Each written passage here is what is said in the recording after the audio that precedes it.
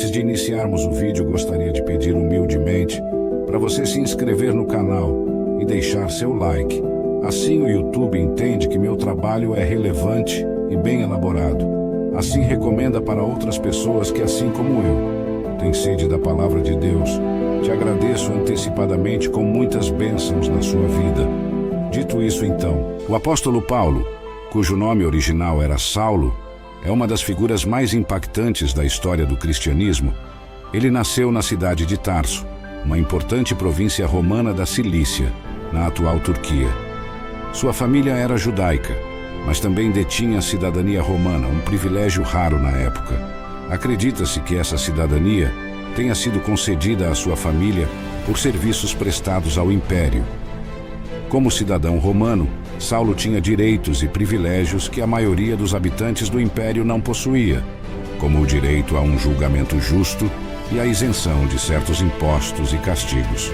Saulo foi educado em Jerusalém, sob a orientação de Gamaliel, um dos mais respeitados rabinos da época. Foi neste contexto que Saulo se tornou fariseu. Os fariseus eram um dos grupos religiosos mais influentes do judaísmo no primeiro século. Eles eram conhecidos por sua devoção estrita à lei mosaica e às tradições orais dos rabinos. A primeira vez que Saulo foi citado na Bíblia foi quando um dos 7 diáconos, conhecido como Estevão, pregava os ensinamentos de Cristo perante o conselho. Mas Estevão, cheio do Espírito Santo, levantou os olhos para o céu e viu a glória de Deus e disse: "Vejo o céu aberto e o Filho do Homem em pé, à direita do Pai." Atos 7, capítulos 55 a 56. Mas todos os que ali estavam repudiaram o que Estevão pronunciava e taparam os ouvidos e o arrastaram para fora da cidade e começaram a apedrejá-lo. As testemunhas deixaram seus mantos aos pés de um jovem chamado Saulo. Enquanto apedrejavam Estevão, ele orava: "Senhor Jesus, recebe o meu espírito." Então caiu de joelhos e bradou: "Senhor, não os consideres culpados deste pecado." E tendo dito isso, adormeceu. Atos 7, versículos 59 a 60. Saulo se destacou por seu zelo e dedicação à lei, e se tornou um fariseu respeitado. Ele era um homem temido por todos que defendiam o cristianismo por sua forma incisiva e implacável, que perseguia seus inimigos. Ele os prendia, torturava e exterminava todos os que eram contra os princípios dos fariseus. Durante sua jornada para Damasco, Saulo foi subitamente envolvido por um sinal divino vindo do céu. Era uma luz intensa e que radiou sua visão a ponto que não conseguia mais enxergar e perdeu sua visão. Saulo caiu ao chão de joelhos e ouviu uma voz intensa como um trovão. Ele caiu por terra e ouviu uma voz que lhe dizia: "Saulo, Saulo, por que você me persegue?" Saulo perguntou: "Quem és tu, Senhor?" Ele respondeu: "Eu sou Jesus a quem você persegue." Atos 9, capítulos 4 a 5. Os homens que viajavam com Saulo pararam emudecidos, ouviam a voz, mas não viam ninguém. Saulo levantou-se do chão e, abrindo os olhos, não conseguia enxergar. E os homens o levaram pela mão e o conduziram até a cidade de Damasco. E por 3 dias ele esteve cego, não comeu nem bebeu. Este evento é conhecido como a conversão de Saulo e é fundamental para entender sua transformação em Paulo, o apóstolo. Havia um homem chamado Ananias, um discípulo que foi instruído em uma visão a encontrar Saulo. Embora inicialmente temeroso devido à reputação de Saulo, ele questionou a Deus: "Senhor, tenho ouvido muita coisa a respeito desse homem e de todo o mal que ele tem feito aos teus santos em Jerusalém." Mas o Senhor disse a Ananias: "Vá, este homem é meu instrumento escolhido para levar o meu nome perante os gentios e seus reis e perante o povo de Israel. Mostrarei a ele o quanto ele sofrerá por amor ao meu nome." Atos 9, capítulos 15 a 16. Ananias obedeceu e colocou as mãos sobre ele, dizendo: "Irmão Saulo, o Senhor Jesus, que te apareceu no caminho por onde vinhas, enviou-me para que recuperes a sua visão e fique cheio do Espírito Santo." Imediatamente, algo como escamas caiu dos olhos de Saulo e ele recuperou a visão. Transformado pela experiência, Saulo, agora conhecido como Paulo, passou algum tempo com os discípulos em Damasco. Depois disso, ele começou a pregar nas sinagogas que Jesus é o Filho de Deus, surpreendendo todos que o conheciam como um perseguidor fervoroso dos seguidores de Jesus. Esta mudança radical marcou o início de sua missão como apóstolo Paulo, fundamental para entender sua transformação. Ele, que antes perseguia os cristãos, tornou-se um dos maiores defensores do cristianismo.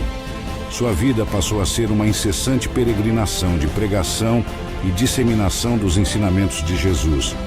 Ele viajou por todo o Império Romano, estabelecendo igrejas e semeando a palavra de Cristo por onde passava. As viagens missionárias de Paulo são uma testemunha de sua devoção e paixão pelo Evangelho. Ele enfrentou inúmeros desafios e perseguições, mas nunca se deixou abater. Pelo contrário, continuou sua missão com uma determinação inabalável, estabelecendo comunidades cristãs em várias cidades do Império Romano. Certo dia, Paulo e Silas se dirigiam a um local de oração e encontraram uma escrava possuída por um espírito adivinhador. A escrava, que trazia lucro a seus senhores por meio de suas habilidades de prever o futuro, passou a seguir Paulo e Silas. Essa moça seguia Paulo gritando: "Estes homens são servos do Deus Altíssimo e anunciam o caminho da salvação." Atos 16, versículo 17. Após vários dias, Paulo, incomodado com a perseguição, expulsou o espírito da escrava, privando os senhores dela de sua fonte de renda. Indignado, Paulo voltou-se e disse ao espírito: "Em nome de Jesus Cristo, eu ordeno que saia dela." No mesmo instante, o espírito a deixou. Atos 16, capítulo 18. Revoltados pela perda de lucro, os senhores de escravos levaram Paulo e Silas perante as autoridades, acusando-os de perturbar a cidade e propagar costumes romanos proibidos. A multidão, incitada pelos senhores, se voltou contra os pregadores, que foram açoitados e lançados na prisão, com ordens para que fossem vigiados de perto. Na prisão, Paulo e Silas, apesar das dores e da injustiça, mantiveram sua fé inabalável, orando e cantando hinos a Deus. Em um momento de milagre, um terremoto violento abalou as estruturas da prisão, abrindo todas as portas e soltando as correntes dos prisioneiros. O carcereiro, temendo pela fuga dos detentos, estava prestes a tirar a própria vida quando Paulo o impediu. Impactado pela compaixão e coragem dos pregadores, o carcereiro se converteu ao cristianismo, assim como sua família. Além de ser um missionário incansável, Paulo também foi um escritor prolífico. Ele é autor de várias cartas do Novo Testamento, que são consideradas algumas das mais influentes na formação da teologia cristã. Suas cartas, escritas às diferentes comunidades que ele ajudou a estabelecer, abordam uma variedade de temas, incluindo a justificação pela fé, a ressurreição dos mortos e a união dos gentios e judeus em Cristo. A contribuição de Paulo à teologia cristã é inegável. Ele ajudou a moldar muitas das doutrinas centrais do cristianismo, incluindo a doutrina da salvação pela fé em Jesus Cristo. Sua teologia enfatizava a graça de Deus e a fé em Jesus como os meios fundamentais de salvação, em contraste com a observância estrita da lei judaica. Paulo enfrentou perseguição pelo imperador Nero, que o acusou de tocar fogo em Roma. Paulo foi preso e nem mesmo assim desistiu de seu propósito divino.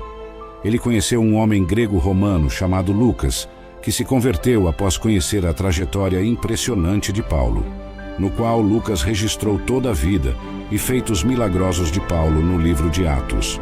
Sua resiliência e devoção são testemunhos de seu compromisso inabalável com a fé que abraçou. Paulo foi condenado por Roma e, mesmo assim, manteve sua fé até o fim, dizendo: "Eu já estou sendo derramado como oferta de bebida. Está próximo o tempo da minha partida. Terminei a corrida, guardei a fé. Combati o bom combate." 2 Timóteo 4, versículos 6 a 7. Paulo foi perseguido e preso, condenado e decapitado, e teve não um fim, mas o princípio de um ministério que acredito ser um dos mais importantes para a autenticação do significado da fé. A vida de Paulo é uma fonte de inspiração para todos. Ele era um homem de convicção profunda, disposto a sofrer por sua fé. Ele era um apóstolo incansável, trabalhando sem cessar para espalhar o Evangelho. E, acima de tudo, ele era um seguidor fiel de Jesus, vivendo e morrendo pelo Evangelho. Que o exemplo de fé, coragem e determinação de Paulo nos inspire a viver com a mesma convicção. Que a história de sua transformação, de perseguidor de cristãos a um dos maiores apóstolos de Cristo, nos lembre que a mudança é possível e que a fé pode levar à transformação.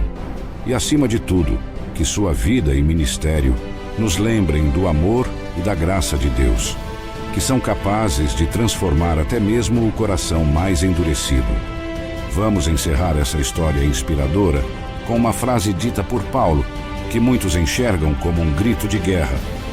Tudo me é permitido, mas nem tudo me convém. Tudo me é lícito, mas nem tudo me edifica. 1 Coríntios 10, capítulo 23.